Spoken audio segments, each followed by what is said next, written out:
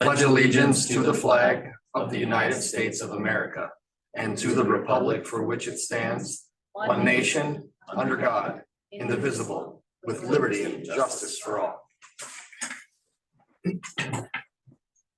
All right, 3.0 is the approval of our meeting agenda. I'll make a motion to approve it.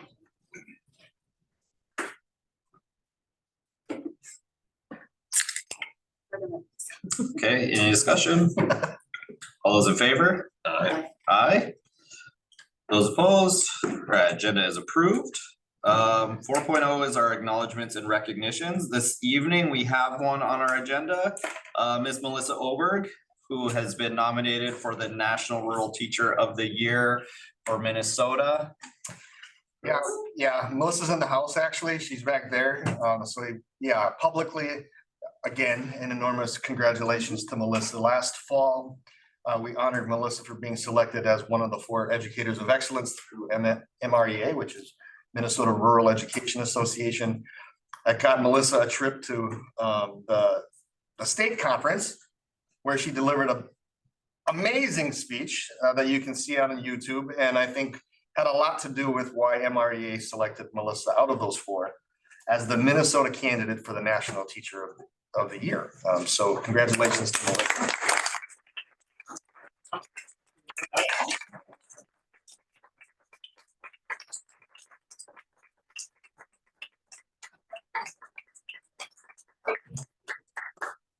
An embarrassment, right? All right. It's a big deal, and I want to encourage Melissa to just do a bang-up job representing Minnesota and speaking her mind. She has a great message. Congratulations. Does she go somewhere for that? Yeah. It goes to the conference again in November of next year, but then there's one in, is it Savannah? Yeah. Savannah, Georgia, and I can't remember when that is, but yeah. Yeah. So, yeah, two conferences. She'll probably have a little tour to do and all that kind of stuff. Awesome. Have to practice for parade wave. Yeah, well, congratulations. You are making us so proud. For sure. You were even before you were recognized. That's All right, 5.0 is our recognition of visitors and community comments. Hello, visitors. Thanks for joining us here, either in person or online. We appreciate you. And our community comments is an opportunity for the public to address the board on an item included in this agenda in accordance with guidelines printed at the end of the agenda. And I don't think we have any signed up for tonight, so we'll go ahead and move along to item number 6, which is our reports. And 6.1 is the principal's report. Mr. Belangi, good evening. Good evening, everybody. My principal report tonight just includes a little bit going on in elementary right now.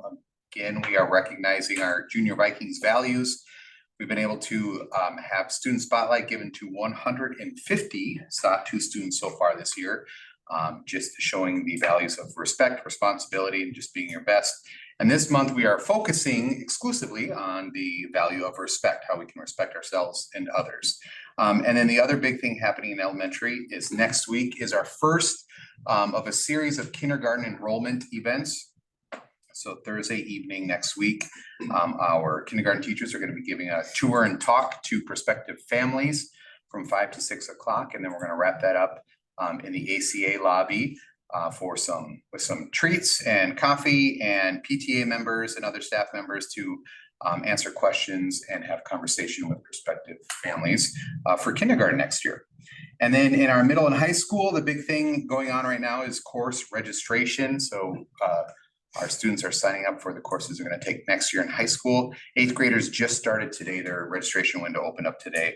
And our 9th, 10th, and 11th graders, they've already been able to complete their registrations. I'm sure Lexi will be talking more about this, but spring sports are kicking off and see them in the hallway. And while our winter sports were not amused with our weather, I think our spring athletes are pretty excited to actually be outside in March a little bit practicing already. So that's pretty cool. And then seniors are busy applying for scholarships right now. A lot of the scholarship opportunities are open, so we're really encouraging them to take advantage of as many opportunities as they can. And we just are we're already planning graduation ceremony, so that is fun stuff. And then the other big thing in the middle school and high school coming up, a couple weeks after spring break, is MCA testing next month. So we will be starting that. And then, yeah, the community announcement is just spring break will be April 1st through the 5th. So if you see kiddos out in the community during the day, don't be alarmed, or they should be there. We had a community concern one time in a school I was at on spring break that why are the kids out here? Why aren't they in school? So, Fantastic. And knowledgeable is going to state. they are going to stay. Yeah, they are. That's what It's not Lexi's thing. I read them. Awesome. Thank you so much. All right, 6.2 superintendent report, Superintendent Lindholm. I'll be brief. I want to thank our staff for participating and doing a great job with parent-teacher conferences, March 11th, 12th, and 14th. It makes for a long week when you pack that all back to back to back. So thank you for that. It's always rewarding to see parents and have meaningful conversations. I'm sure you all heard that our fifth graders enjoyed their trip to Wolf Ridge on March 6th through the 8th and reported having a good time. And then lastly, thanks to the board and to the volunteers and the donors for the Cook County Schools Foundation, Education Foundation's event, the EATS event. That's an annual event when money is raised for grants that teachers can apply for to do innovative things. And it's said that, or rumored that the event brought in somewhere around $9,000 this year. So kudos to all of the folks that participated in that or attended it. The money will be well spent for sure. So thank you. Great. Thank you. Any questions? I have one question. The conferences that we do in Portage, we always done them during the day. As long as I've been here, I can't speak to before me. Does that get the best turnout? Good question. I don't know. Anyone? It varies. It's always more intense in the fall, I think, than it is in the spring, but that's true here too. Yeah. Feel like there's a lot more elementary kids at conferences this year. But I think that's just because we have a lot more, like you noted, or notes, a lot more Portage elementary kids the Right. last year, so. Yeah. Yeah, Just wondering, because I know it's like the day off of school for all the kids, and so I was wondering if it is beneficial to keep doing it that way or to have an evening thing. Well, it's during the contract day for teachers, so we're back by 4 o'clock. The other. I mean, a student teach day. Mhm. So in order to do it during the contract day, we have to have a day off for students, right?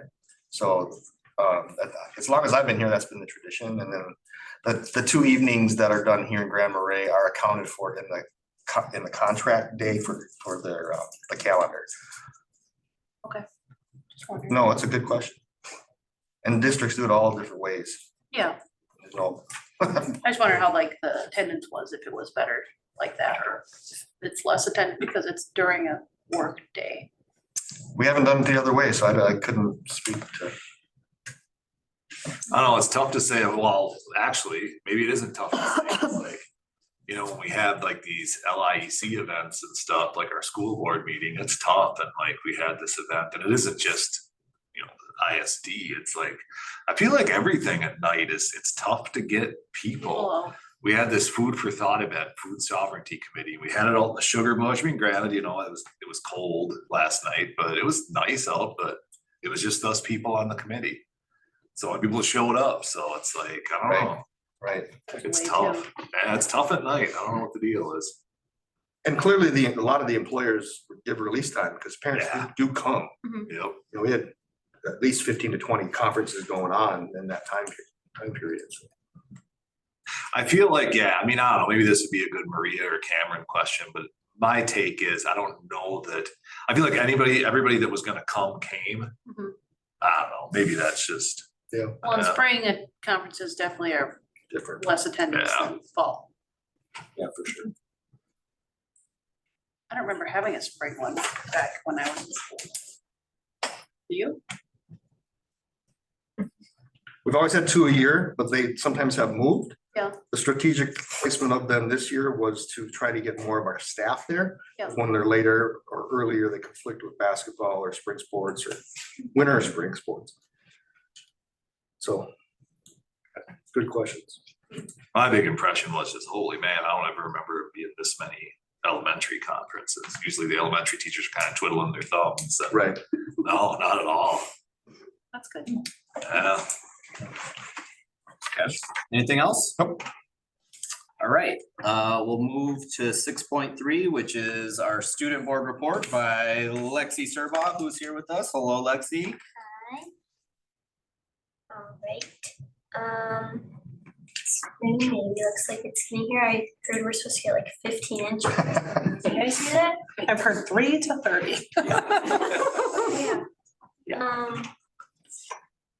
Nervous for spring sports. Started, and we have a track meet tomorrow. I'm not sure about baseball or softball yet, but I'm sure they're happy to be outside. For events earlier this month, sophomores, juniors, and seniors were given the opportunity to volunteer with Youth Frontiers for different retreats during the school day. Students had a lot of fun with them and learned about important values such as respect, kindness, courage, and wisdom.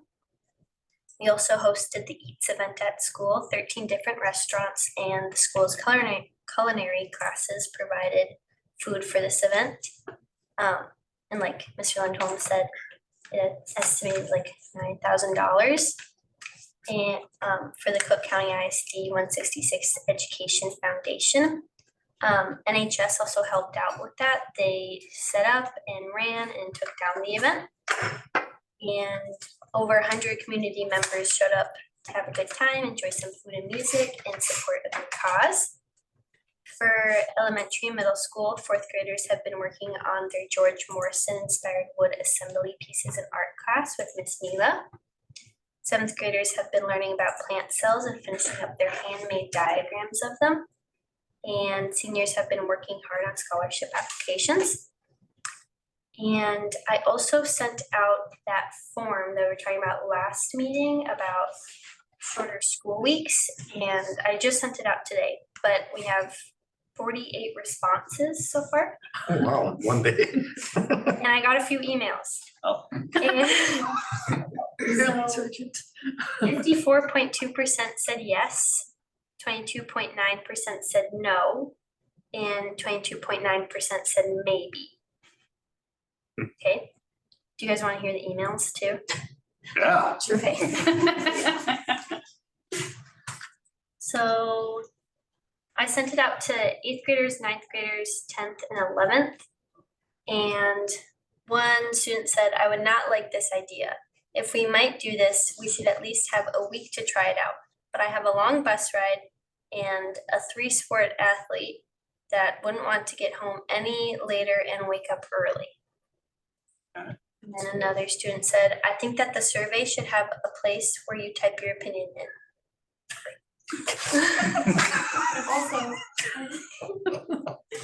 Also, I think that it would be a good idea if we did a test run before we actually thought about changing. Now that people have turned their vote in, we should do a test run for a week, and then another email should be after, so that if people would like to change their mind, they can, now that they have experienced what it would actually be like. Okay. So just a little input. I'll know how to make Google Forms next time. With the little typing box, I guess. Yeah. Thank you for that. Yeah, thanks. Yeah, and if you get, as your survey remains open, update us maybe next month if you get more input. Mhm. Curious. I don't know what a trial run would look like. Well, we didn't have school on, Monday, like a trial run. We need like a quarter. Would they let us do that? I don't know. MDE has had this closed for about 15 years and all of a sudden it's open. So, now it's a point of conversation. I think it's pretty late to try to make a jump for next year, but definitely something to talk about. Sure. Well, I've never heard of anybody getting that kind of survey response, so could you put her in charge of All right. surveys? Seriously. And I heard a rumor that the track program has perhaps record participation, or certainly a lot. More than 80 Yeah. students. Yeah. 6th to 12th Got grade. a lot. It's very crowded.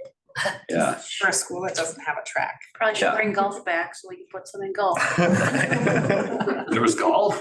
Yep. Huh. Cool. Yeah, well, great. We'll put a 9-hole course across the street. Land. Any other, Water and our home course complete. huh? Any other questions for Lexi? Thanks, Lisa. Thank you. Yep, thank you as always. Take care of that foot. Right. Let's see, 6.4 is our graduate class report from the UAA class. And I believe we've got some presenters here. All right. Bring a chair up with you, so you have 2 chairs maybe. Sorry, I didn't have that on stage. Will you take that one otherwise? That's good. Thanks. All right, so we have Miss Hill and Miss Goldberg. Welcome. Hi. Thanks for presenting on behalf of the group tonight. Yeah, of course, absolutely. Poor Lacey is out ill with strep throat and couldn't get to the doctor until today. So, yeah, so we're here. That's why she's joining moral support and things. So I'm Amanda. This is Melissa. We are both secondary teachers. I think you know that, but we both participated in this year's run of the UAA class, which is officially called Research-Based Instructional Practices. Awesome. We worked hard with both Lacey Smith and Jens Jacobson through the University of Alaska, and we worked with Haynes School District where Jens is currently, and they are very similar in size and they're rural like us. So it was really nice to get to know a school similar to us in a rural area, and they have similar student size as well. And it was, I think, 8 of our teachers, right? Yeah, and 9 of them. And 9 of theirs that participated. So there were a few required components to participate in this class. One of the components was the instructional rounds, which we did in both the fall and the spring. And teachers in the class had an opportunity to participate in a couple of ways. So instructional rounds is when we did this last year too with Jens for the first time, basically where teachers can say, yes, you are welcome to come into my classroom and observe. Here are the periods you're welcome in. Or you can say, yes, I would like to go into other teachers' rooms and observe what my colleagues are doing, right, at any level. And so that was open to anybody in the building. They didn't have to be in the class. But if you were in the class, you had to either invite people in or go watch other teachers or do both. And that is just such a powerful opportunity for us. We really don't have many opportunities to get to see what our colleagues are doing throughout the day. So this is something that's offered during our prep. So Lacey does a lot of work to coordinate, kind of meeting our needs. We can say like, well, I'd like to see, like I asked to see an advanced level course, right? And so for her to kind of coordinate that is a lot of work during our preps especially. And then you can see from the survey results, everybody who responded, 9 responses, so our class here, anyway, was highly valuable experience or valuable experience. Nobody had anything negative to say at all. So part of this then, you have whoever is in your little mini cohort, you're with 1 or 2 other teachers and Lacey, you meet ahead of time, you kind of decide what you want to focus on when you watch, and then you go watch 2 or 3 different teachers, and then with the most important part, I think most of us think, is this like debrief time, where you get to kind of decompress and say, okay, here's what we actually saw, here's what I find really valuable, and the whole time you're also taking notes saying, here's what I'd like to steal from this teacher and use in my own class, here's what I'd like to know more about, or here's what reaffirms what I'm already doing in my class. And then the other really wonderful thing is Lacey's found these really cool postcards that we get to write a note to the teachers we visited to thank them for letting us come in, because it can be so vulnerable to invite others into what feels like critique, even though this is meant to all be positive. So you have an opportunity to write a postcard and thank them, notice what you saw that was awesome. I received one that actually made me cry. It was so wonderful. I have them all displayed in my classroom. So really powerful opportunity there to support each other. Another required component of the course was to participate in our summit day, or at least attend our summit. And this was a unique opportunity for our school to showcase some of our talent in-house. Professional development can be really expensive for us because of how remote we are. So for us to be able to, you know, showcase some of what we have here right in Cook County and, you know, be able to provide some professional development for all staff is pretty incredible. This year, the focus was emotional and physical wellness for both students and for staff. We had 4 to 5 presenters presenting for an hour at each time. And then we also had a session from Minnesota Department of Education, or Education Minnesota here, and she focused on trauma-informed learning, which was super meaningful and updated. That's not always the case, and everyone just, the feedback was awesome. Like the survey results, the comments we got to see, people of the committee were just astounding how powerful people felt that plenary session was. That's something that we don't always get, especially up here. So it was very meaningful. Yeah, and we had 60 people participate in that session. So. And you mentioned it was all staff, so it wasn't just teachers. It was paras, it was substitute teachers, bus driver, like everybody was invited to that, which was really cool to see. You were done, right? Yep, okay. So those were 2 of the required components. A third required component, which was the bulk of the course, was focusing on Marzano's text, which is the new art and science of teaching. So basically Marzano has come up with 3 main components, which are in those 3 columns, of ways to meaningfully impact student learning. And then within those components, feedback, content, and context, he has divided and created 43 different specific elements, like actionable elements that a teacher can enact in the classroom. And so that particular resource, which is open to all staff, is hyperlinked to more professional development about those specific elements at Global PD. And so what is really cool about this class, so this is actually the 3rd time that we've had a class offered that kind of focuses on this content. This class is repeatable for staff members, and it's really meaningful each time because there are 43 different elements. And what we do with those elements as participants is choose 3 that feel like this is going to make a difference in my class. I know I've been wanting to work on this. Here's an opportunity for me to try it out and meet with my colleagues about it. And then if I want to repeat the course, which I did, I took it last year and this year, I was able to choose 3 new elements to focus on. So I still got just as much out of it the second time. So would you go to the next slide, please? So what you do then with whatever element you choose to implement, we did this 3 times, we chose 3 elements, and you go read about it in the textbook and say, okay, like for example, one of the ones I did was, how can I get students moving meaningfully in an academic way throughout that 90-period block? And so in the textbook, there's going to be a few different strategies. Here, try this specific strategy, and teachers can choose and say, this one's going to be great for my content, my subject area, you know, my grade level, whatever. And then you try to implement that strategy, specific strategy, at least 3 different times. And then you record your evidence here in this form. So I'd put the date, I would say, what is the strategy in relation to the element, which is student movement?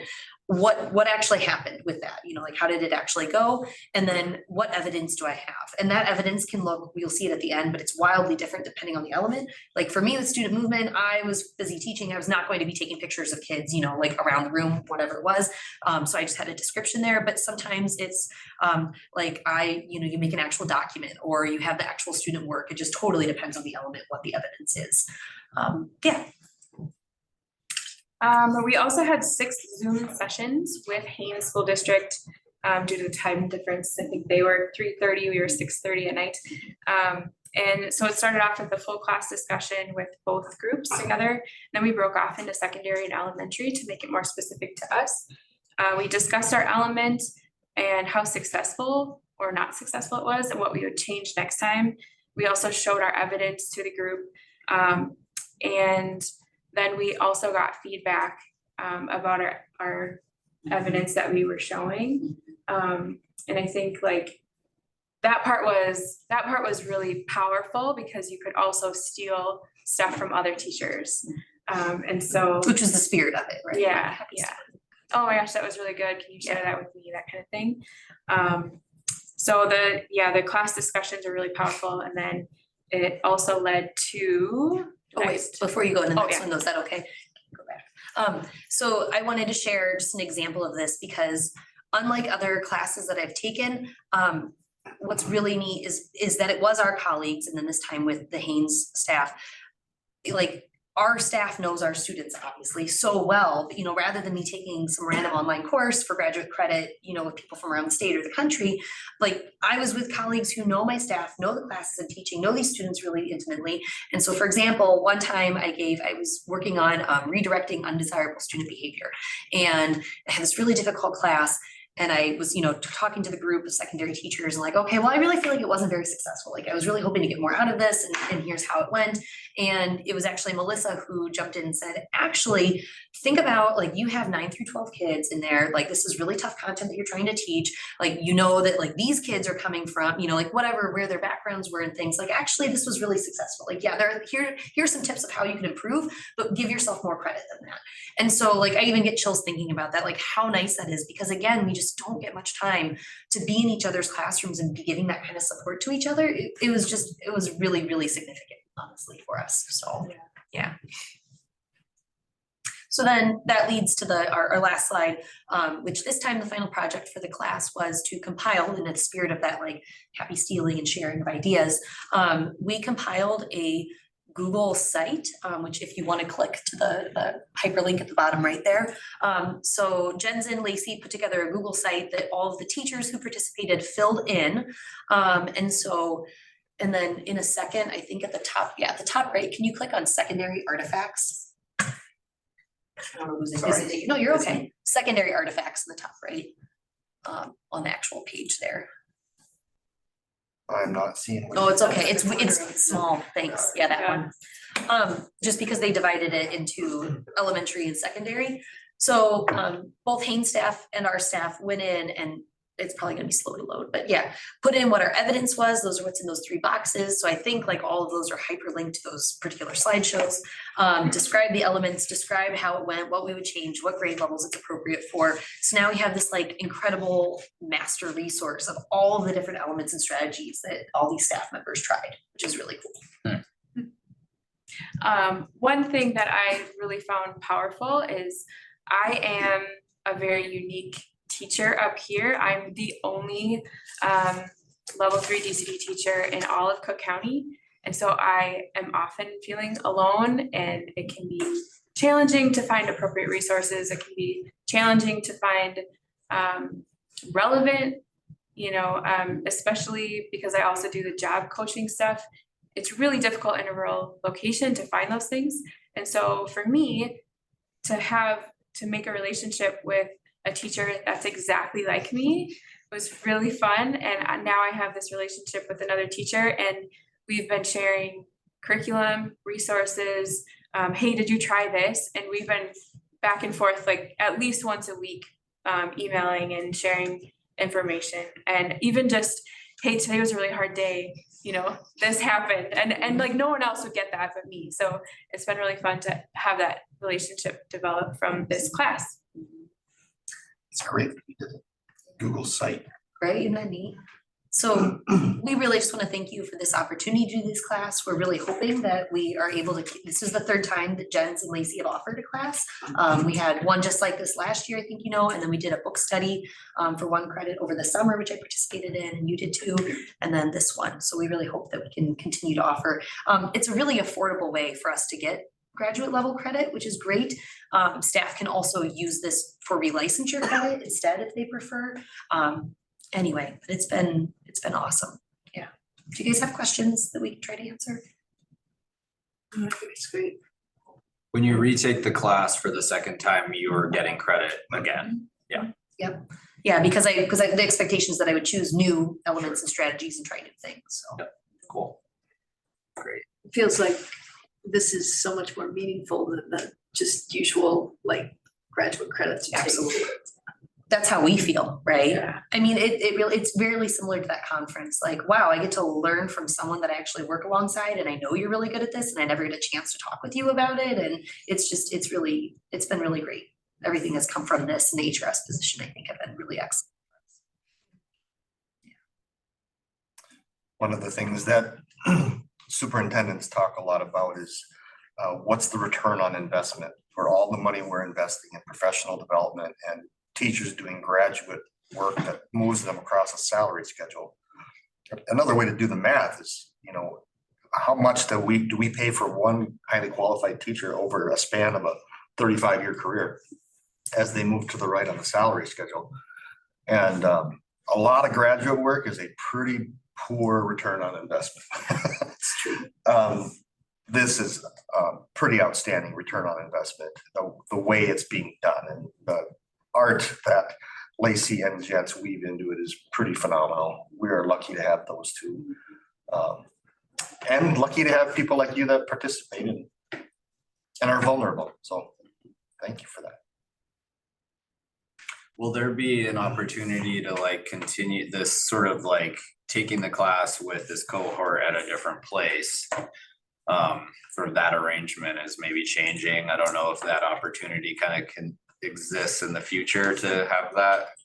I feel like Jen's hope and Lacey's hope was that we were like, kind of like what happened with you and that other teacher, is that we were at least establishing that relationship regardless of what happens.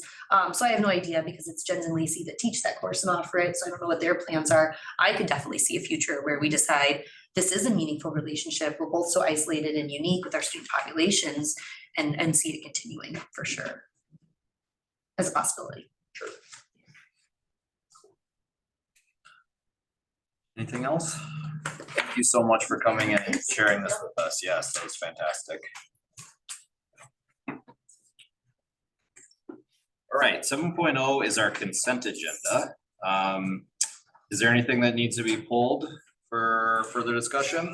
If not, we just need a motion. Motion. Second. Okay, discussion. All in favor? Aye. Aye. Those opposed? Motion carries. All right, 8.1 are discussion action, 8.0 is our discussion and action items. 8.1 is to accept the February 2024 expenditure revenue report, which is in the packet here. And the other Miss Oberg, less famous, currently less famous. Currently. Down low. I like to keep it that way. On the down low. I know that Rena likes to look at the highlighted yellow and they have evened themselves out. The only thing that's still catching up is that debt payment was paid out, and that's through the state funding as we get that in. There's a couple of items that I've noticed, like vocational instruction. It looks like I've probably got something coded wrong to there, so I will probably do some digging. I've found one already that there's some different funding that actually should be filling in. Those are planned classes that I thought were going to be able to be covered by CTE, essentially is that one, that are not going to be able to be covered by that. So other than that, I don't see anything to draw your attention to unless you have a question.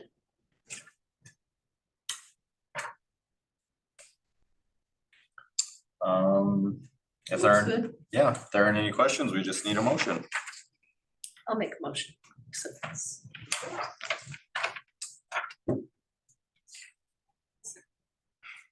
Okay, any further discussion? All those in favor?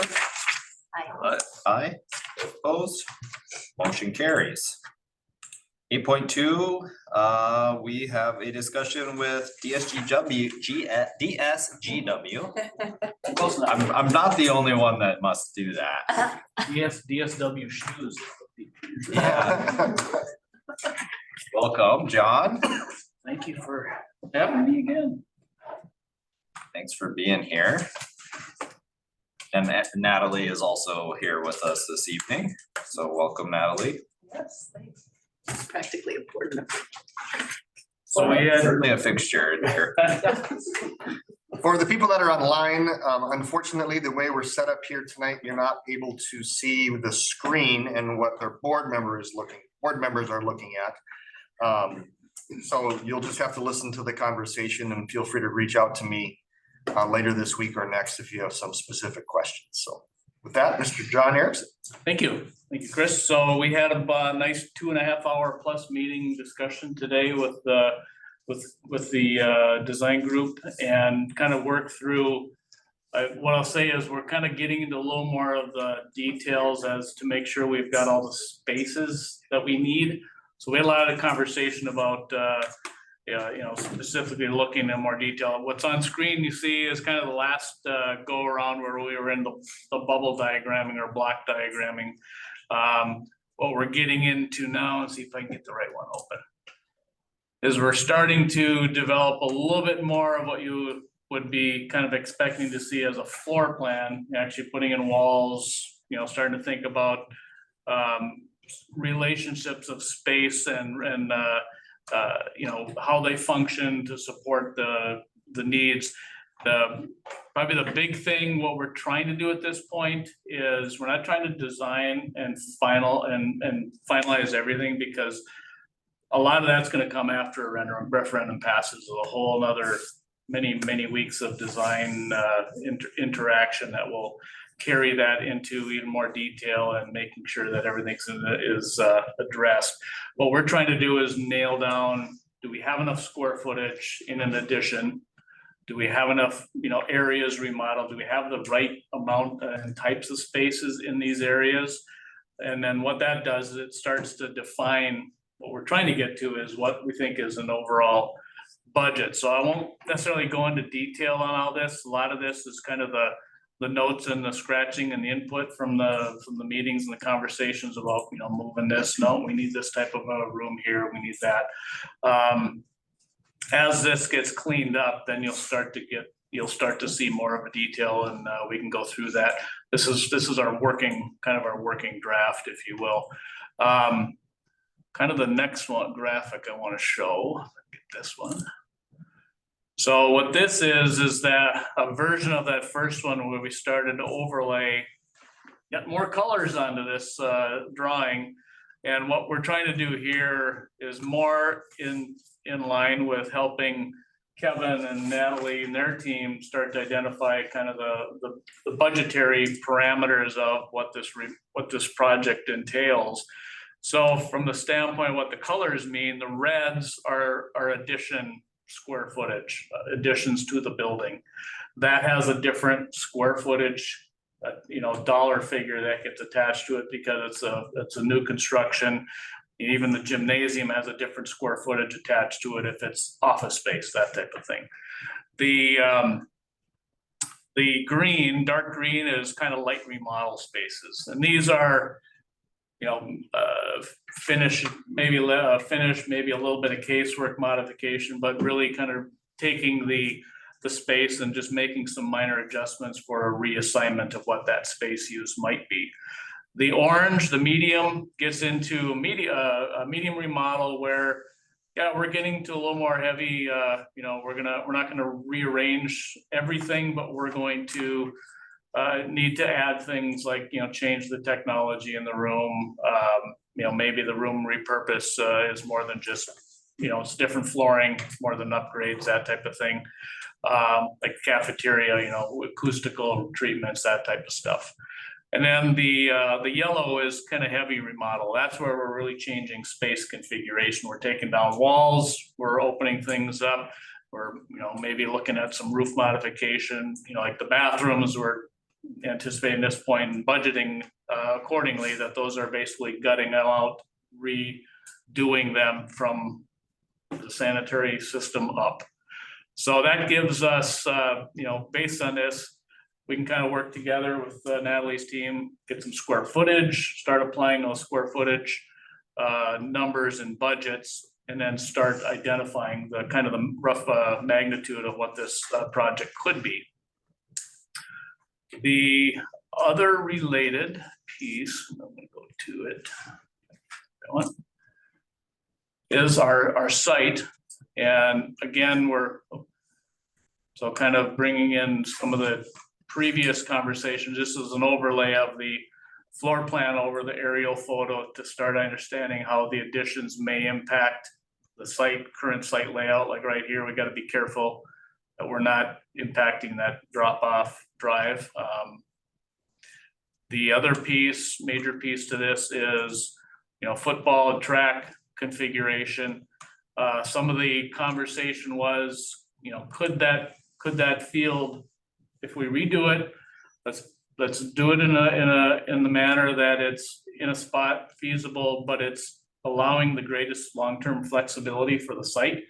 And where that usually comes in is, how would you expand the building in the future if you had to? You know, where do you have ability to do that? Well, from that perspective, you know, we didn't, previously we had the football field kind of closer.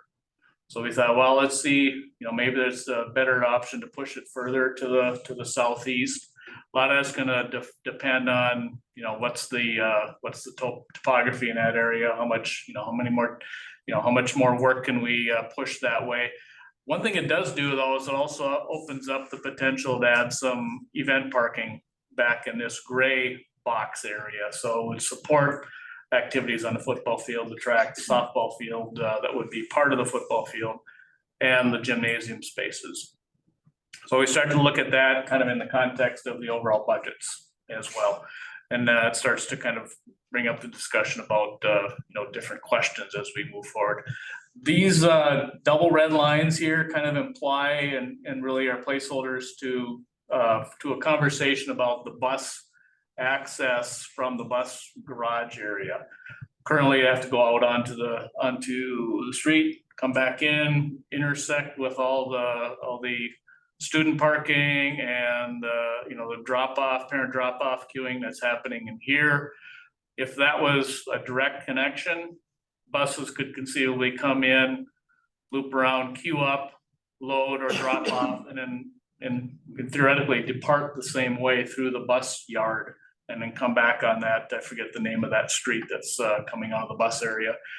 But that opportunity would allow kind of, or starting to get that separation of the bus traffic and the student traffic and the parent drop off. A secondary piece to that conversation is the what if. You know, what if there needs to be a future connection up the Gunflint Trail? You know, how would that look? You know, does that make sense to evaluate further?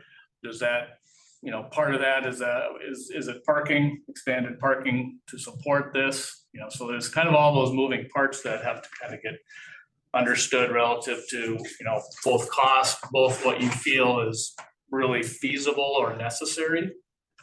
You know, and also all of it's looking forward to the future. It's like, what is the potential for you know, future needs that may allow us to at least consider and do something now that's not gonna limit you in the future. So any thoughts? I know there's a lot to kind of overview, and like I said, on the plan, you'll see, you know, as we get it cleaned up, you know, we'll bring those forward and give a little more detail as to what those, how those are.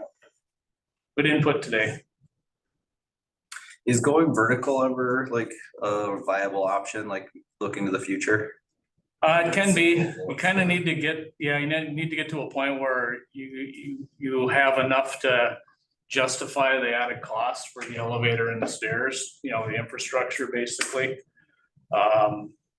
Structurally, some of the buildings that were, I mean, codes change and things, you know, the load level, so that would be something you just have to look at that time. Okay. Hope that it, you know, try to build it for now. Easier to expand the footprint than to go vertical. If you have the area, it is. Yeah. You know, and one, you know, it's always in the context of all these projects, that expansion, is it a growth expansion? Is it a need to retire older parts of the building that you just don't want to put money into anymore? You know, so that every district comes up against that decision at some point. So whatever we do, we want to make sure we're not backing it into a corner and you can't do something. We've talked about how the needs for special ed and ELL services, intervention services, things like that have really grown in the last 20 years in education. And right now we're able to pull that off with our spaces, but you know, Carrie made a great point last time you were here. We always want to make sure, like, our elementary has slots for 2 classrooms per grade, because we could end up having to go back there very, very soon, actually, in 3rd, 4th, and 5th grade. So we can't take those away by having all special ed services being done in them, and we have to create enough space for some of those things that have been added in the last 20 years. So we always have a 2-section building at least. Well, and that was gonna be my other question, just in terms of like this project scope, like, you know, what if we suddenly had 120 more K-8 students, you know? Well, and Mike Lever brought that up, and you know, where would that logically go? That would go at the end of the elementary site there as kind of a, you know, a common space with 5 classrooms around it, so you can add those learning spaces, and that's taking up your playground, which then needs to go somewhere else, right? So you gotta, thus the conversation about the stadium. Sure. Yeah, you know, it's always, you're looking at, well, where can you extend circulation basically, so that's an obvious spot. You know, coming off this main hall this way is a possibility, you know, impacts the bus drop off. So there's always something that's gonna be impacted. Don't have the space of just open field all the way around your building, so. So, John, I was wondering if you could just show them what you were kind of diagramming for the Ojibwe Center, Oh, sure. because I think that was interesting and.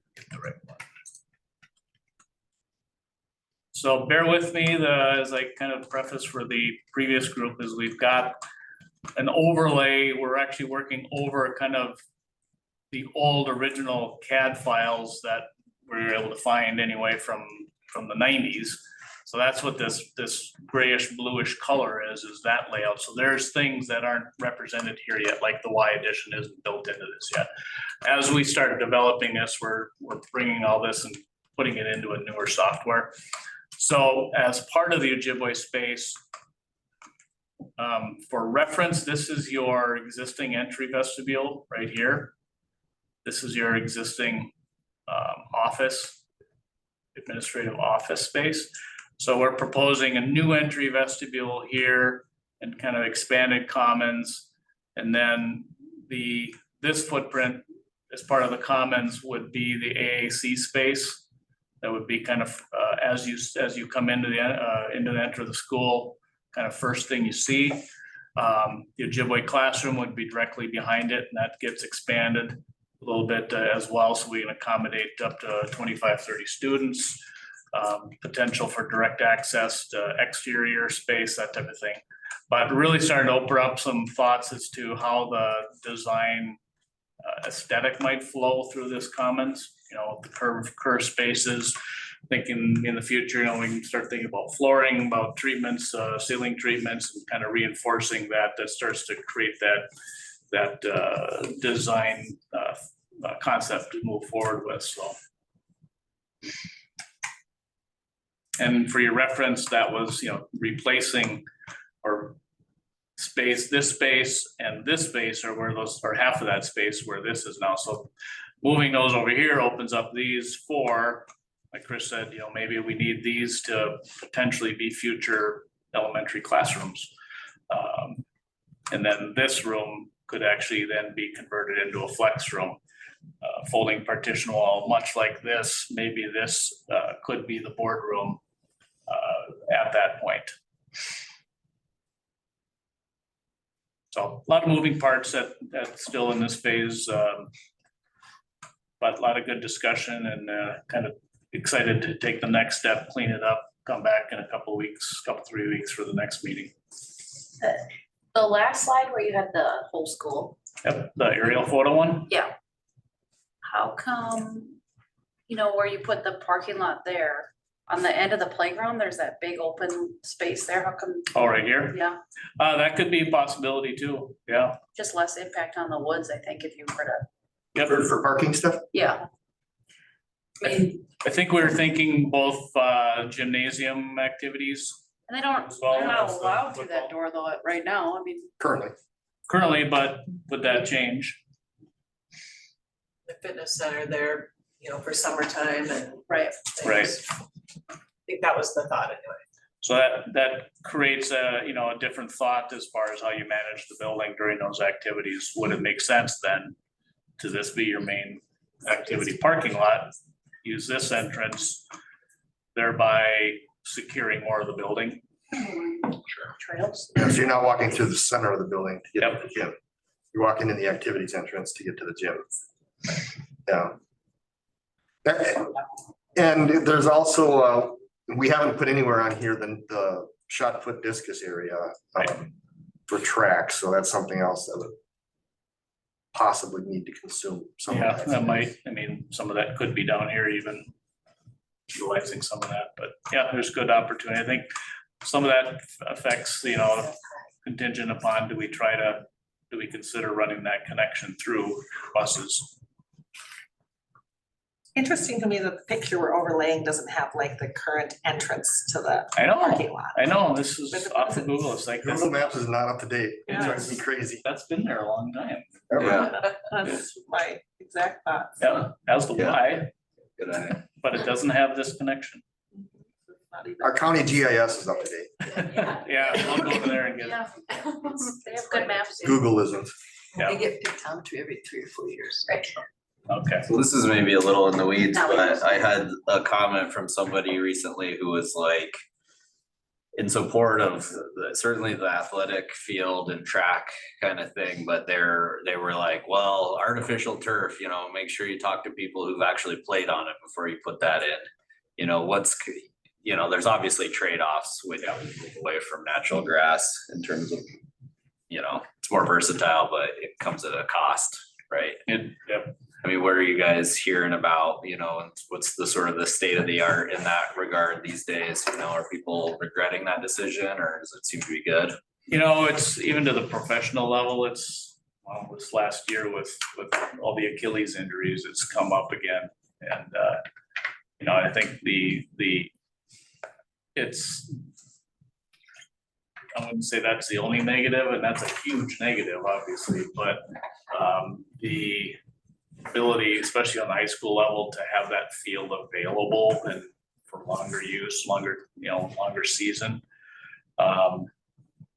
Haven't really heard, you know, at the high school level about, you know, injury issues, that type of thing, but maybe because it's just not as high profile as, you know, professional football. I know some schools, East Central was one that put in some turf just for a playground area so that they could plow it and get the kids outside. They absolutely love it. They want to expand any chance they're just gonna try to keep inching it on. I know that Lake Superior School District, at the Minnehaha site, they're landlocked, struggling because they put a little cafeteria addition on, so they're considering a little turf area too for a playground, just because the kids get out there a lot faster. They can plow it. They absolutely have heard great things about it. They've done some research on it too, so. It came up in our early input sessions, when we were talking about ADA compliance on the playground and getting away from wood chips. Because we do have kiddos in wheelchairs that can't get to our playground equipment. That the grassy area isn't even grass, it's just mud. Yeah. And so, can you just throw a little turf down that little stretch? Was what came up in that input. That must have been a preschool, elementary teacher. Yeah, I would say you know, most of these projects that are considering athletic fields, it's turf. Yeah. You know, there isn't much grass being put in if they're doing it.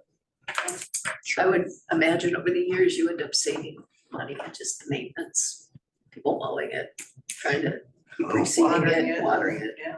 Playground basketball court. Yeah, and it's, you know, it's not forever. It does require to be replaced over Right. time. It's like a roof, you know.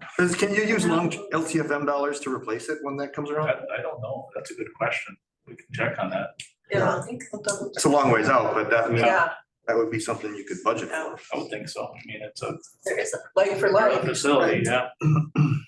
Maintenance item. The whole picture. The last thing I wanted to just touch bases on was kind of update on schedule. So we've got, let's see, we're right here on the 21st. We've got meetings in April, the 11th and the 25th. We're gonna be cleaning the plan up, get things tightened up a little bit more. We talked about earlier today about a May 1st and 2nd as Grand Portage and Grand Marais community feedback opportunities. So think about that as far as getting those on schedule and how we want to kind of prepare, for those meetings. All kind of, again, moving towards that May 16th board meeting to kind of consider taking a next step in the process. And some of it is, we've asked people for, at the listening sessions, we asked for input, we've gotten this input, we've gathered it, we're in solutioning right now. So we're putting these plans together to take care of some of the solutions from the feedback we heard, and now it's time to potentially go back out and just say, here's what we heard. And, don't take it personally if you don't get everything you want, or you don't think, but this is overall what has solved a lot of the issues that came up in those listening sessions. So. Okay, so that would be what those meetings in early May would be. Yep. Yeah, how those would be. Well, so I think I'm clear that the Grand Portage conversation would be really tight to that AAC space and the Ojibwe room, and really making that, and maybe some other, things that are pretty focused questions. Like, we know what the question is. For the greater community and on the second, what would we be, I don't want to ask for feedback and not care about the feedback, right? Like, so what do we want to know? What would we want to hear from the community? We don't want more ideas. Yeah, I think that. Right. Well, is it like the board's about to make a decision, come here about what they're gonna make a decision on to give them something to respond to if they want to? Just informational.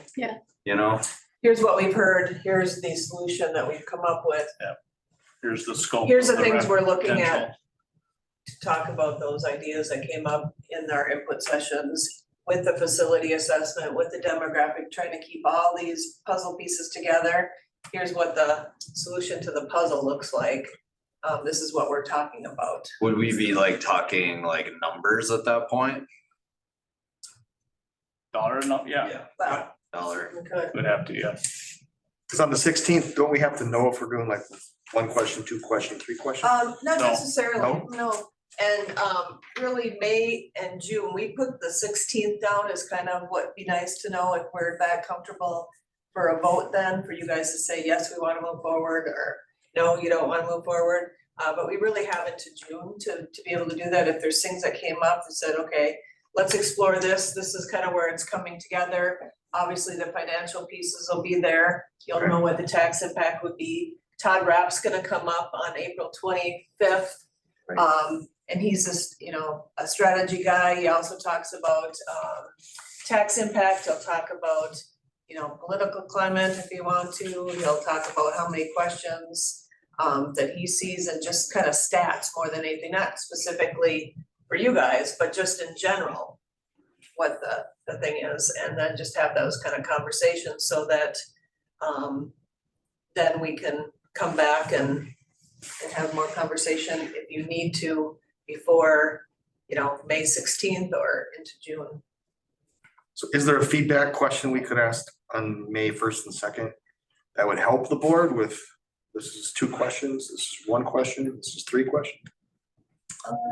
Or you just roll out, I don't even know that. I wouldn't. No? I wouldn't ask them, Okay. because I don't think that's gonna be. Okay. For the public, that's gonna be for you guys to decide what's best, I think. Okay. But I think rolling it out, just saying, here's what we heard from the listening sessions. Here's, the facility assessment was done, the demographic was studied, it looks like we're growing. We gotta be cognizant of that. That's why we're making some classroom space, some flex space. We're solutioning some of the things they said, universal bathrooms. We have this need for more special education and mental health, so we've solved that. We've done, we've answered these questions that have come up during these listening sessions, I think is what we just wanna roll it out. And if we get feedback, great.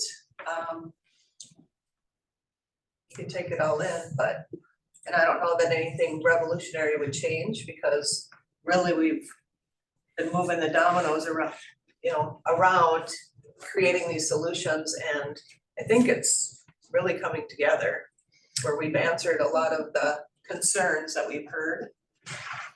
Yeah, I think the community feedback session is in addition or to support what you would do online presence to get that information out to the public as well. So it's Sure. it's really given given people that do want to come and talk about it an opportunity to do that. Ask questions. Ask questions, yeah. And maybe on the website, we talked about pieces of the solutioning and what we're considering doing. You have them at different pages where they can look at different things and just see that we're acknowledging the solutions to some of these issues that came up during the listening sessions mostly. It also, is nice if you can say to people, these are the problems we're trying to solve. Yes, Or, yeah. these are the issues, some of them are maybe general maintenance around like bathrooms, and so we're modernizing them or whatever it is. Or we need to, expand our athletic facilities for these reasons, or what. We'll start putting together some frequently asked questions so that they have the answers right there in writing too. This is what we've done, so we'll start putting together the frequently asked questions so that will be on the website too, so people could go there and get those answers. And then as far as like a process goes, when it comes to, we have to like submit something to the state, The review and comment is due, I think, July something. and that is, at that point, there would have to be, hammered out like the questions, Yes. like how many and specifically what they are. Yep. Okay, So you spend the money in alignment with the review and comment. They hold you accountable to.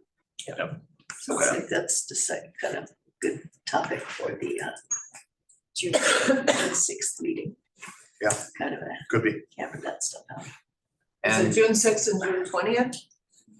are we, Should be. June are we 6th. anticipating taking some sort of action on the 16th, or is this more informal? If you're ready, I think you'd want to take action, but. Like, not what ready would for that, June, you're fine. like, what would you envision that action being? Like, how specific? Well, resolution to move forward with review and comment. Okay, But not the 3 questions?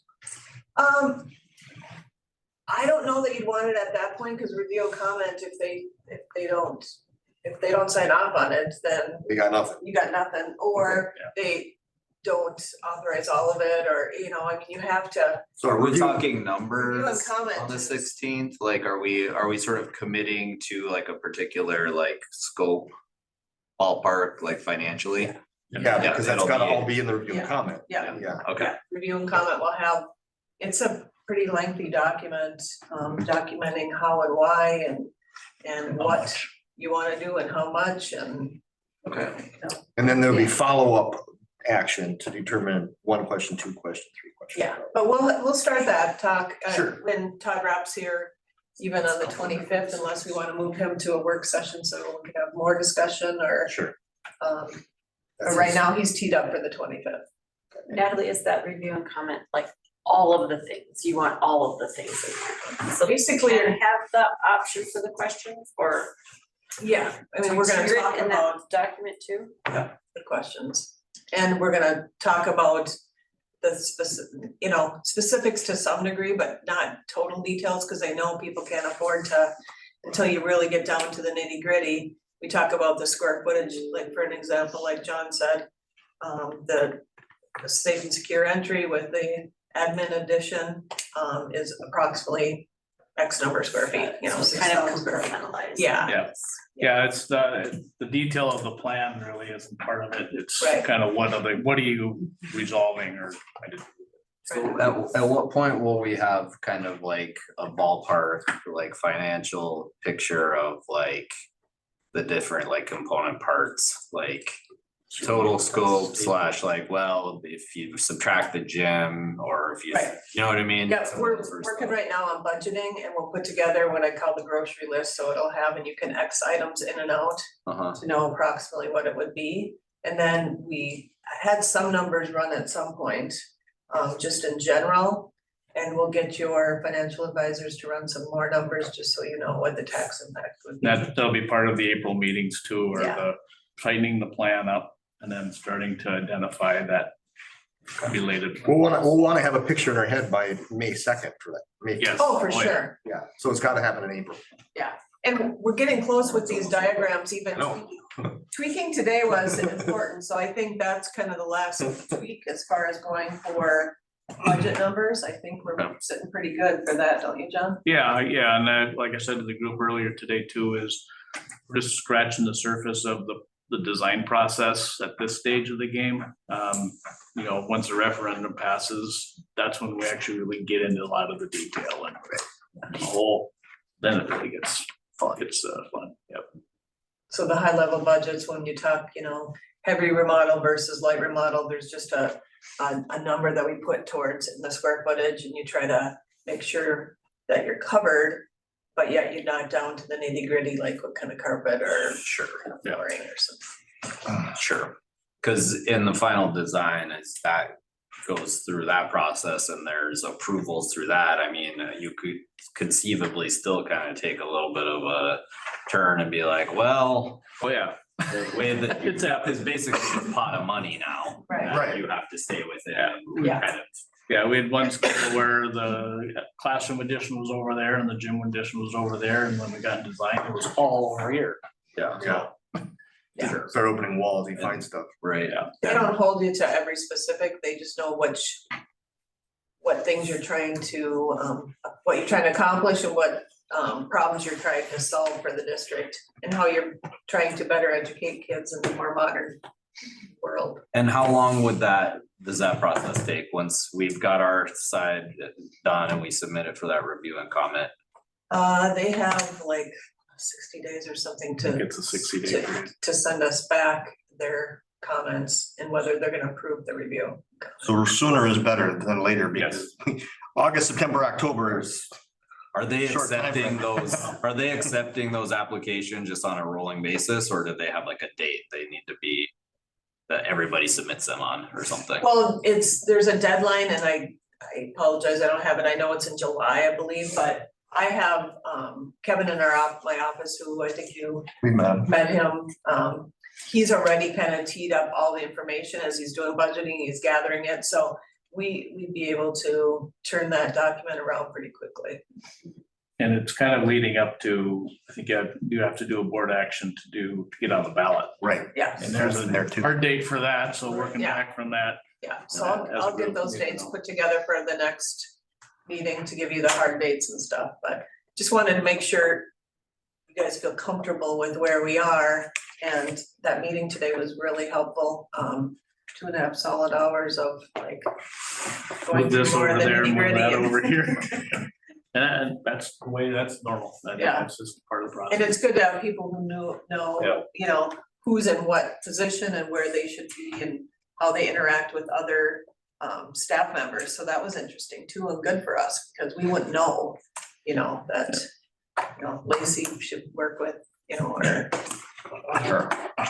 If the wish list gets fulfilled and this was to pass, when would you break ground and how long would you expect it to take?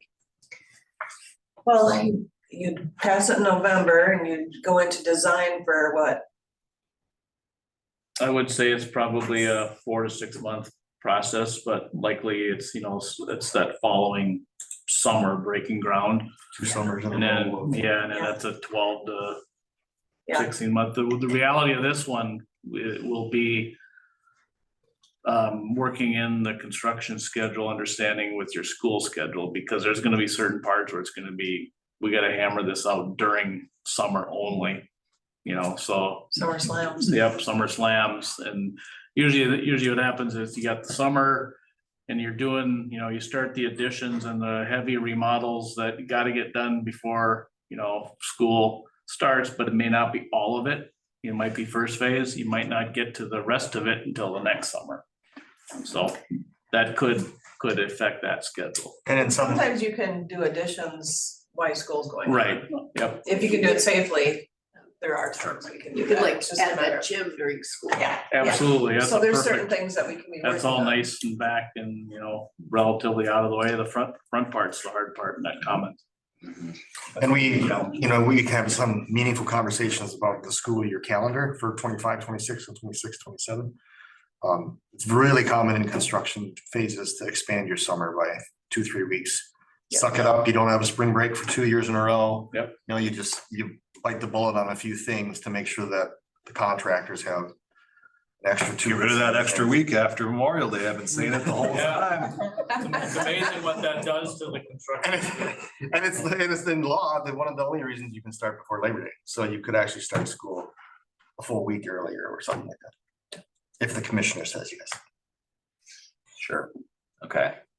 So we are gearing up for a lot of, more questions for you guys to answer to, but we just want to make sure we have solidly a good solutioning and a plan, so that you can react to that, but then also comes with it a timeline that we're. Perfect. Great. Thank you. Yeah, You, I will be virtual on April 11th. So can people virtually can interact, so I could, Yes. okay. Yeah, we don't stream our work sessions to the public, but we can make a link and For me. beam you in. Yeah, for sure. Sounds good. That's great. Any other questions or anything else? Mhm. All right, fantastic. thank you. Thanks. Thank you. You can unplug your HDMI and then that should go back to our Zoom meeting, I hope. Not sure. No signal. Doesn't know. Didn't know where to link. Going without me, I'll see if I can. Oh, no, we need you.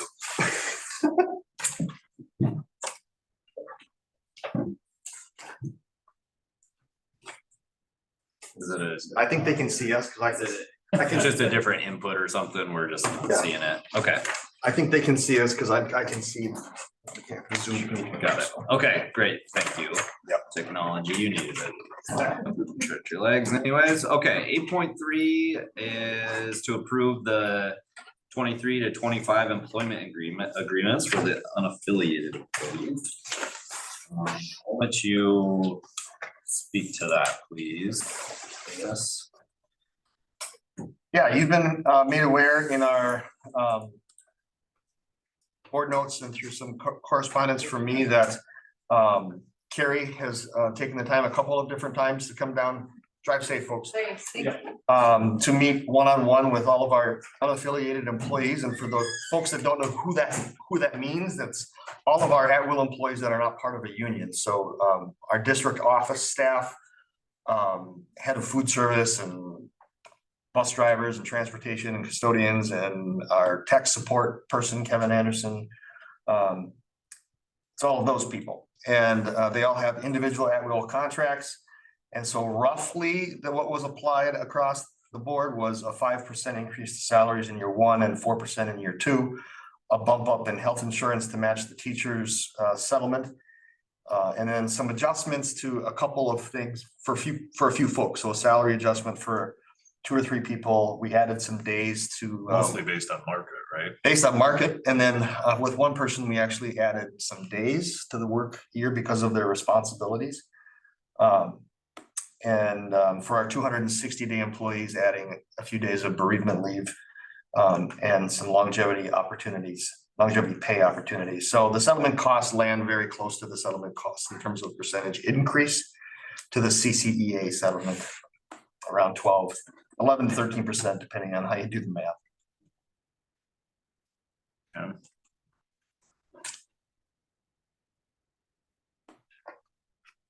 We also, I'll just added a few little things that are low cost to make more equity amongst all the people in that group. I think we had 2 or 3 that didn't have life insurance. And so we just added it so that they had the same life But insurance. did you as everyone copy and else. paste those? Like Sarah Lakoski's Dean of Students says, to the food service specialist name beneficiary, like I think there might be just some. Did I miss small- one? There's Yeah, some small minor. he got one too. It was a errors. preschool one, yeah. So thank you for that. I'll look at that. So I think there's still just a little scrub left. Yeah, when you make save as 6, 7, 8, 9 times. Yeah. Copy and paste, because we were, the discussion was trying to like align things as much as possible. So I'm sure he copied and pasted it.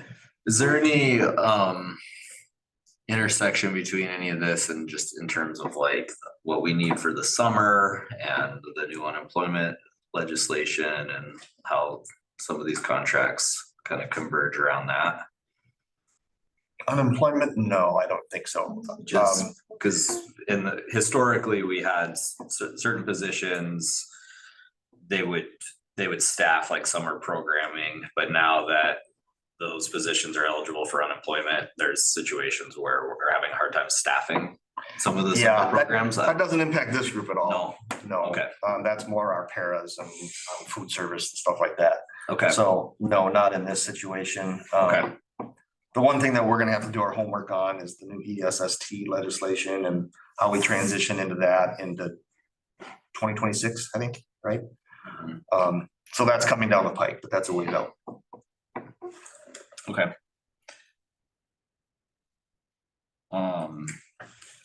And the group, as far as these settlements kind of aligning with what our proposed revenue is, I mean, we're feeling confident that these settlements are not gonna have like a negative impact on our financial health. This is something we can afford. As much as any other settlement.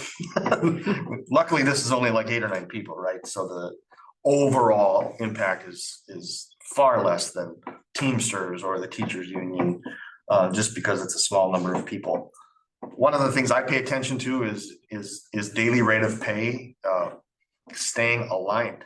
And one of the things we struggle with as public schools is a group like the teachers, which have a contractual work year of 182 days. You have someone who makes $70,000 over 182 days, their daily rate of pay is much higher than someone who works for $70,000 over 260 days a year. And so you can get into the really wonky comparisons when you get into that. I don't need to say anything more than that, but overall salary doesn't always reflect actual reality for compensation. Well, then you're talking about a category of employees that their market is much different than teachers too. So that was one of the things I kind of like Right. zoned in on. I was like, we need to make a couple adjustments here so that folks don't just take off for. Right. And that's the reason for a couple of them are significantly different than 5%. Correct. Because it was aligning with their market. Well said. Yeah. Great. Well, thanks for working on all those. Yeah, and Carrie and Eric had some robust debate as we were working through this, so thank you for your input. It was good and healthy and Never spent so much time with Eric. It was good. All right, well, thank you. And if there aren't any other questions, then I think we can approve these in one fell swoop. And we just need a motion. So moved. I can second that. Any further discussion? All those in favor? Aye. Aye. Those opposed? Motion carries. All right, 8.4 is to approve the 23 to 26 principal contract. So thank you to, goodness, I'm drawing a blank, Carrie and Rena, right? No, yeah. For meeting with Josh, with me, and Josh came forward. That's the Principals Association Agreement, which feels kind of funny because we're talking to one person, but there is language in that contract for an assistant principal if should that ever happen again. And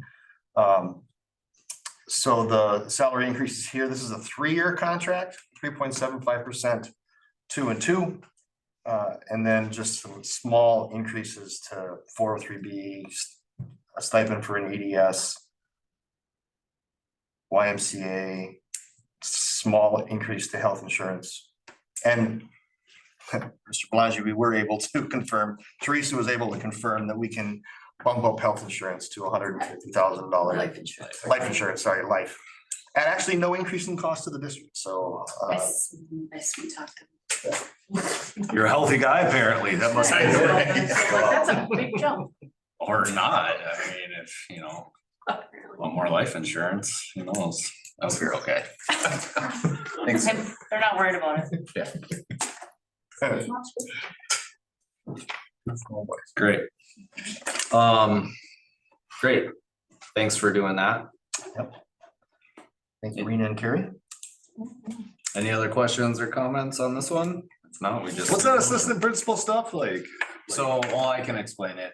We used There was to, an assistant we used to principal. have a principal and an assistant And principal. what happened there? There And they isn't now? they formed a union, which they're available to do, like a principal's union. No, I just mean the organizational structure. How come we don't have an assistant principal now? Well, we basically. We have a dean of students, so Sarah So that- Lacosse's so that- position sort of replaced it, and it's So it replaced it, oh. dramatically more cost effective. Right. And we felt at the time that the particular players in the building were, that it was adequate. And we've got a full-time superintendent now. So when we were in that structure, we had like a 0.2, Which was 1 day a week, superintendent. 20% superintendent and a principal and assistant principal. Huh. And then it kind of through attrition and COVID and a variety of things with Dr. Crandall, et cetera, we were sort of kind of forced into a During restructure. COVID, our primary principal was also the interim superintendent. So that was. That was, Yeah, we had a lot of things. So we've had a lot of administrative kind of changes that. no, that makes sense. I mean, it's got nothing to do with Josh's contract. I was just curious. But at the time that that was negotiated, there was a principal and an assistant principal. We felt really strongly that they should negotiate together. And prior to that, that was when I was on that negotiating group. And then prior to that, each principal had negotiated separately. Really? Yeah. I didn't know that. Yeah. But Yeah, so why this that's- is why relatively that's- new and wasn't really in Why it's relevant place is for that that long. there's there's 2 levels of pay. And so it applied to both of those in terms of starting pay and, second year and third year, whatever. So we just applied it to the scale on both of them, in case we ever get another assistant principal. Huh. Is anybody, none of the people here employed now have been here long enough? Is there any feedback that anybody's heard regarding that and how it's changed? The principal structure. Yeah. From the long-term employees? I've had some people ask, like, they didn't really understand the difference of dean of students versus principal, and I think without seeing the numbers right in front of you, you don't really understand what a great opportunity it was for the district to take advantage of that at the time.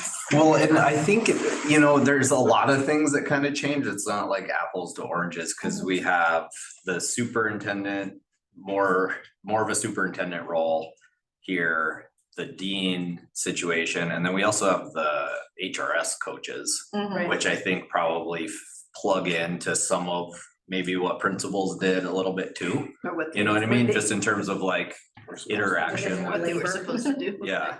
So it's probably hard to say, because Personalities probably played a role too, huh? Cause the former assistant principal, he was. Well, this was negotiated before, this was negotiated at the top, it was Adam Nelson and Bill DeWitt at the time that were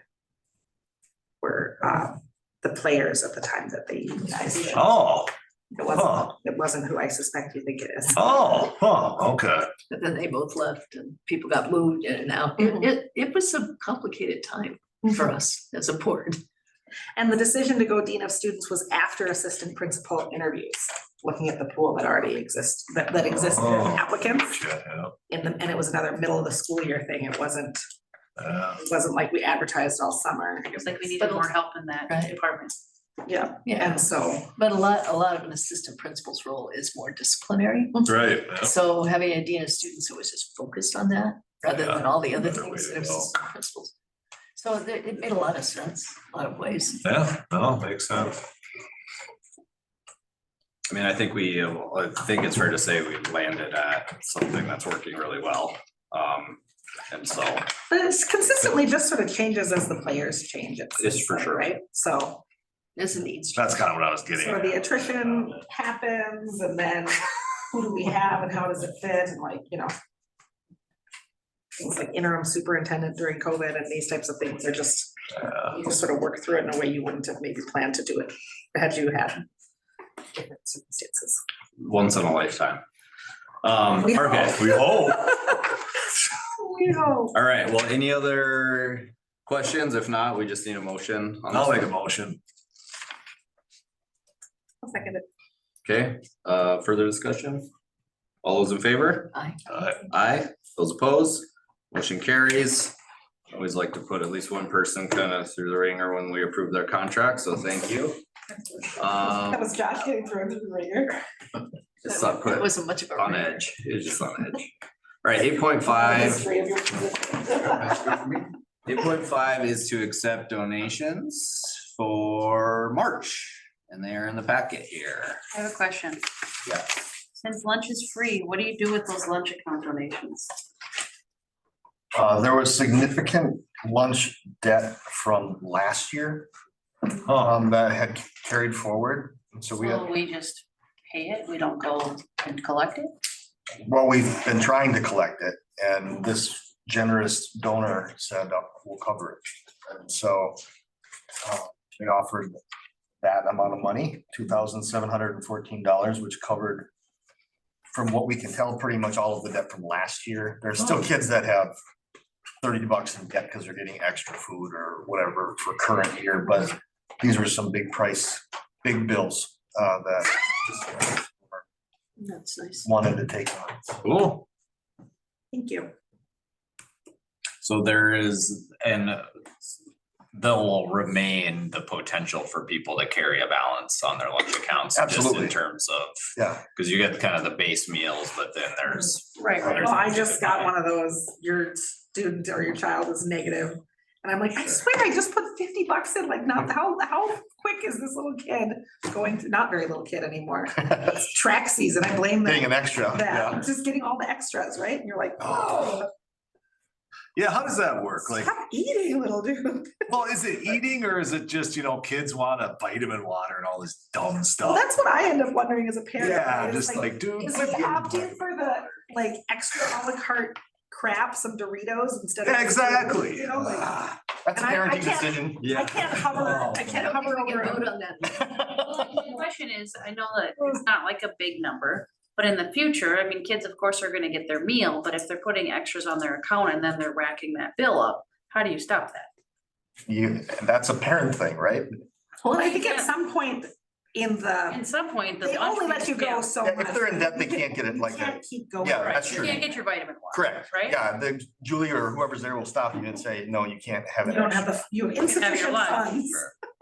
Yeah. So you're right. She So does do that. I mean, I think there's kind of a long history of this sort of philanthropy, which may Right. change, given the current environment, maybe they'll start donating to other things because the need is different, than. I it just was saw that and before. I was like, well, if lunch is free, what is this for? For But, sure. okay. Yeah.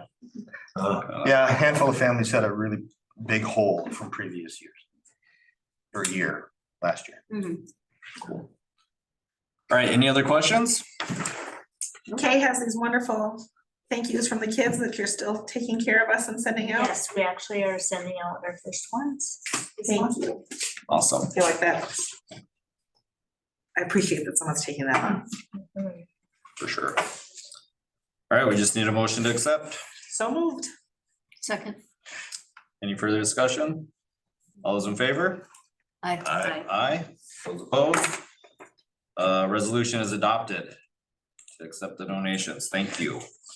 All right, 9.0 are personnel items. 9.1 is our slate of new hires, resignations, and leaves of absence.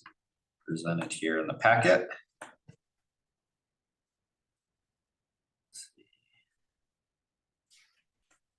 Coaches. Yeah, our spring coaching slate.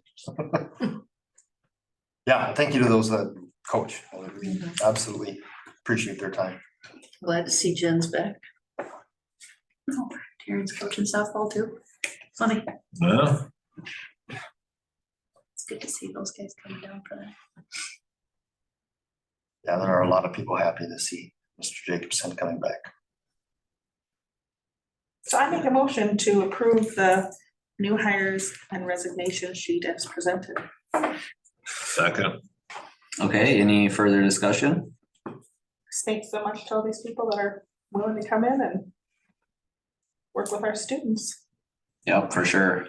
And we'll give a hat tip to Miss Livingston, who's retiring after a long time at the district, so Many years of service. for sure. Really. She is one of three that have still been here that taught in the log building Portage. So we still have Julie Byron and Monica Schnobert. When did it close? People always She ask tried to me, resign, didn't she, at one point? It didn't work out. 90s, that the log building put me in a, oh. Cause people are always asking me that. I'm like, It was an elementary school when I was in elementary, so that would have been the 90s. I was like first grade in 91 and sixth grade in 96, and I don't know at what point in that time frame. When did the new elementary get built? And Ours, the first the one? community center, like yeah, Grand Portage Community Center that became the elementary. Like, is that, did they go directly from the log building to that, or? yeah, I think Yeah. Sarah said she was one of the first. Okay, So that'd be like, It was the early like 90s. two maybe thousand. late 90s to Thanks. early 2000s, I think it's more likely. Yeah, Well, let's take that one to offline. Sorry. We've got a refer motion to in the a school second. historian apparently. All those, it's already, Oh, we already have a motion and a second. Maybe. No idea. To Jerry adjourn? seconded. Or- I motioned, community hires and resignations. I don't know who seconded. I said so moved. I was first. Somebody seconded it. Eric, I did? did you second the? Beats me. I think it made me. Oh, yeah, I did, cause I was like, yeah, okay, I did. You seconded the personnel, but who made the motion to adjourn? We haven't accepted. I did, Eric. And I second. We haven't gotten a vote on the personnel yet. Oh, we got that. No. All those in favor? Aye. Aye. Those opposed? Okay, motion carries now to adjourn. Yep. Yep, Make a motion. Stephanie? yep, okay. All right, we're adjourned at 6:33. Thank you. The discussion, the historical discussion